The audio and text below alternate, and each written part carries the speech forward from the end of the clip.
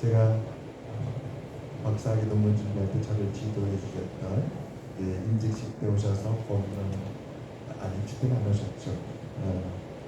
저를 지도해주신 우리 지도 교수님께서 리더십에 대해서 좋아하셨던 말씀이 바로 이 말씀입니다. 기독교 지도자들이 리더십에 대해서 반드시 알아야 될 말씀, 바로 마가복음 10장 42절 45절입니다. 이 말씀에는 세상의 지도자들과 또 교회에서 지도자들이 어떻게 달라야 하는가가 분명하게 기록되어 있습니다. 세상의 지도자들은 어떤 모습이고, 반면에 교회의 또 우리 그리스도 안에서 한 지체가 된 우리 가운데 지도자는 어떤 모습이어야 되는지를 분명히 보여줍니다. 먼저 보게 되면 세상의 지도자들의 모습이 나오죠. 이방인의 집권자들이 그들을 임으로 주관하고 그 고관들이 그들에게 권세를 부리는 줄을 너희가 알거니와. 세상의 지도자들은 지도자가 되는 목적, 왜 그처럼 높은 자리에 앉으려 하느냐, 그 이유에 대해서 그들이 이렇게 말합니다. 권세 때문에 그렇다. 권세, 권력 때문에 지도자가 되고 높은 자리에 앉으려 하는 것이 세상의 원리입니다.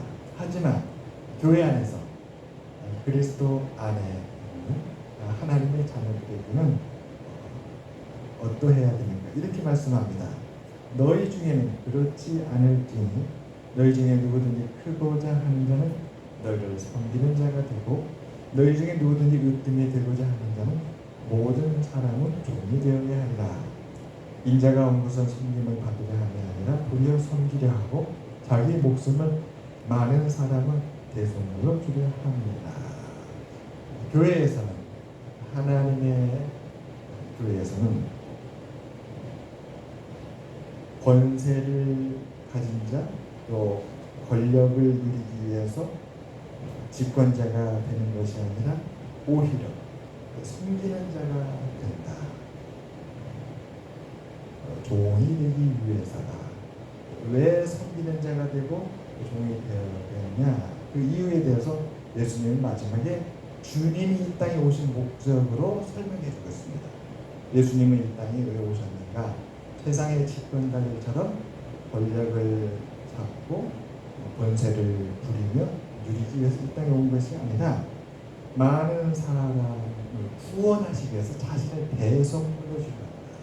예수님부터가 이 세상에 오셔서 온 세상의 종이 되어서 섬겨주셨다라고 이렇게 말씀하고 있습니다. 예수님께서 이 땅에 오셔서 많은 사람들을 하나님께로 인도하기 위해서, 많은 사람들이 하나님을 떠나서 사망의 그늘 아래 있었는데, 하나님은 그 세상을 하나님께 구원받는 그 은혜의 자를 인도하기 위해서 대성물로 되셨다. 자기 자신 다 들으시는 것이죠. 오늘 말씀은 이렇게 세 가지 내용을 가지고 있습니다. 그래요, 우리들 그리스도인으로서 우리가 어디에서 출발을 해야 될 것인가, 우리 교회는 어디에서도 자리를 잡아야 될 것인가 생각할 때에 오늘 이 말씀이 굉장히 중요한 의미가 있다고 봅니다. 오늘 말씀의 제목은 낮은 자리라 했습니다. 낮은 자리. 세상에서는 낮은 자리는 권세도 부리지 못하고 권력도 없고 사람들이 싫어하고 기피하는 그런 자리입니다. 그러나 주님은 이 낮은 자리를 아주 소중하게 여기셨습니다. 낮은 자리가 소중해지기 위해서는 그 낮은 자리의 의미와 목적이 필요합니다. 이 낮은 자리가 어떤 의미가 있고 목적이 있는가, 바로 섬긴다. 이게 굉장히 중요합니다. 섬기기 위해서 낮은 자리가 중요하다고 예수님께서 말씀하셨습니다. 사랑하는 여러분, 하나님 앞에서 작은 자가 없고 낮은 자가 없다. 하나님 앞에서 모든 일이 사소중하다. 세상에 볼 때는 낮은 자리가 하찮아요. 그러나 하나님 앞에서는 그 낮은 자리가 섬김의 자리이기 때문에 너무 훌륭합니다. 오늘 우리가 찬양할 때도 그 피아노를 우리 윤미 집사님의 섬겨주셨기 때문에 얼마나 우리가 찬양을 하는데 큰 도움을 받았는지 모릅니다. 이 반주기도 마찬가지죠. 반주기도 우리 교회에 없는 드럼이나 또 오케스트라 연주를 이 드럼이 해주면서 박자도 맞춰주고 또 멜로디도 넣어주고 이렇게 반주기가 섬겨주니까 우리가 찬양할 때 얼마나 큰 도움을 하는지 모릅니다. 사실 섬긴다는 것은 매우 중요한 역할입니다. 이제는 정부도 많이 바뀌었죠. 예전에 군사 독재 시절에 권위적인 정부가 아니라 국민과 소통하려는 정부가 되었습니다. 그래서 정부가 강압적으로 일방적으로 지시와 명령을 하는 것이 아니라 국민의 소리에 귀를 기울입니다. 그래서 그렇게 타이틀을 하죠. 국민을 위한 정부. 어떻게 하면 국민을 위해서 국민의 필요한 것에 도움이 되고 국민을 위한 정부가 될 것인가? 바로 이게 섬김이죠. 섬김. 권세를 이 지도자의 사리사욕을 위해서 권세를 누리고 남용하는 것이 아니라 주어진 권력, 합법적인 권력이죠. 국민이 정부에 위탁한 그 권력을 국민을 위해서 쓴다, 이런 개념을 갖고 있습니다. 하나님은 우리가 이 세상의 빛과 소금이라고 말하였습니다. 우리는 이 세상을 위해서 섬기는 자가 되어야 할 것입니다. 하나님이 원하시는 곳에서 자신을 하나님께 전적으로 맡길 수 있는, 그래서 하나님이 우리를 받으시사 하나님의 뜻을 우리를 통해서 이루어진다, 이런 의미가 가지고 있습니다. 우리는 하나님 앞에 영광스러운 존재임을 믿습니다. 모든 그리스도는 예외 없이 예수님이 서 계시는 자리로 부름하였습니다. 주님께서 이 땅에 오셨지요. 요한복음은 말씀이 육신이 되어 우리 가운데 오셨다. 말씀이셨던 하나님의 말씀이 인간의 몸을 입고 이 땅에 오셨는데 그분이 바로 예수 그리스도이십니다. 주님은 오늘 우리의 본이 되십니다. 주님은 우리의 자리를 친히 몸으로 나타내 보여주셨습니다. 모든 그리스도인은 모두 다 예수님이 서 있는 자리, 주님이 이 땅에 오셔서 정말로 섬겨주셨죠. 아픈 사람을 찾아가서 그들의 병을 치료해 주셨습니다. 백부장이 자신의 죽은 여든 하인을 위해서 주님께 구하였습니다. 말씀만 하여 주시옵소서. 그때에 주님은 그의 간구를 들으시고 그 중풍되는 하인을 치료해 주셨습니다.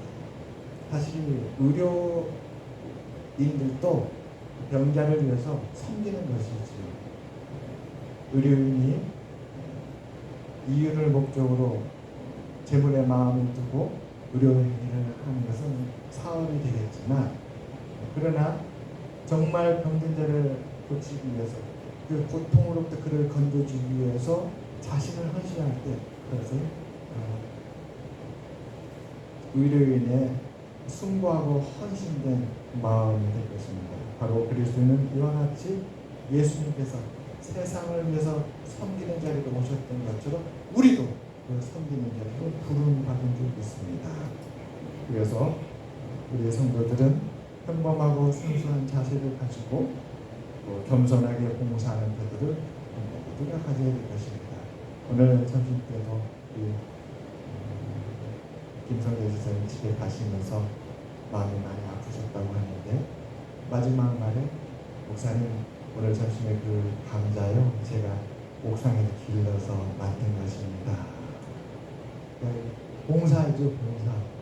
오늘 우리 교회 점심을 위해서 성도님들께 드리고 싶은 마음으로 봉사해서 이렇게 마련해 주신 것입니다. 얼마나 겸손한 봉사인지 모릅니다. 바로 그것이 예수님께서 우리에게 말씀하신 것입니다. 사랑하는 주님의 몸된 교회는 이와 같은 아름답고 겸손한 봉사로 말미암아 더욱더 빛이 나고 하나님께서 뜻하신 바에 이르러 하나님의 이름을 높이 이룰 것입니다. 가정에는 한 아버지가 있고 아들이 있습니다.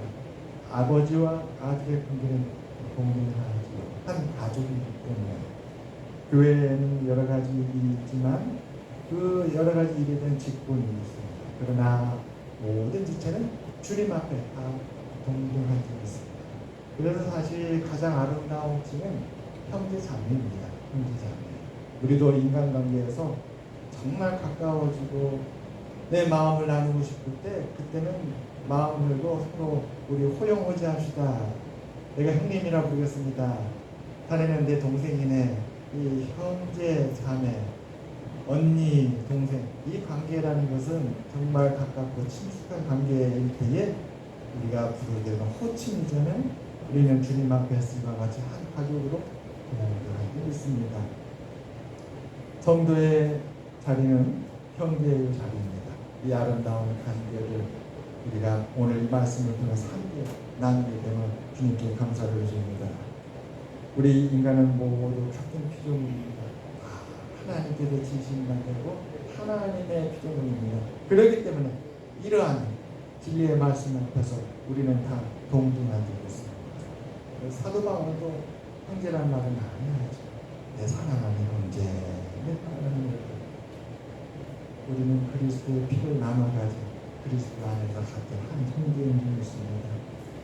사랑하는 여러분, 오늘 이 말씀 우리가 그리스도인으로서 우리 교회가 어떤 모습이 되는지 앞으로 섬기는 기회가 됐으면 합니다. 서로 마음을 나누고 서로 겸손하게 봉사하고 서로 함께 한 마음 한 뜻으로 하나님을 사랑하고 우리가 하나님 앞에 다 같은 존재임을 늘 잊지 않고 그럼으로써 서로 사랑하는 우리가 되기를 바랍니다. 우리는 세상에 살기 때문에 세상 영향을 받습니다.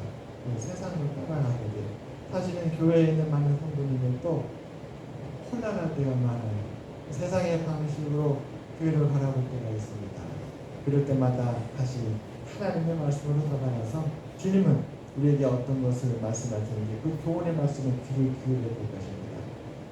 때로는 이걸 놓칠 때가 있어요. 놓치다 보면 관계가 깨지기도 하고 또 교회가 세상의 모습처럼 변해가기도 하고 교회가 세상의 방식대로 갈 때가 있습니다. 그럴 때 우리는 다시 하나님의 말씀으로 돌아가서 교회는 어떤 모습이 되고 성도는 서로 간에 어떤 관계가 되는 것을 다시 되찾으면 될 것입니다.